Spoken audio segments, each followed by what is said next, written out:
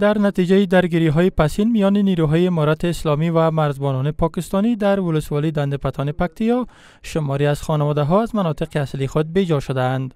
اکثر خلکو کډی کړي دي، ماشومان، زنانه او بسلي وځاسي جرا یو نیم کس پاتې دي. یو توپ مکوره ولګېدل او نن ملونه زیانمن شوي دي او دیواله خراب شوی دی.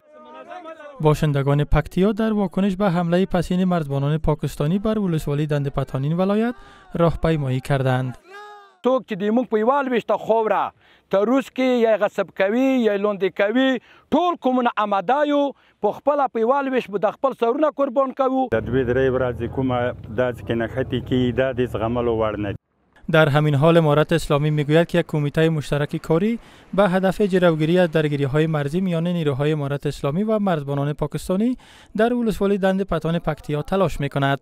میخواهیم خطوط سرحدی و همچنان خاک خود را هم محافظت کنیم و در ضمن هر دو طرف در بین پاکستان و افغانستان یک کمیته کاری در کار است که جلسات خود دوام میتن به خاطر آینده جلوگیری خواهد شد.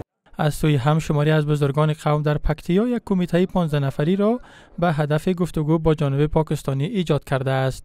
موږ چمتو آماده یو چې د خبرو د لارې خپل مشکل حل کړو. مذاکرات روان دي، نتیجه یې ورکړه کني قومونه د امارت تر شاوې لوړ دي، ټول قومونه به عکس العمل ښیي.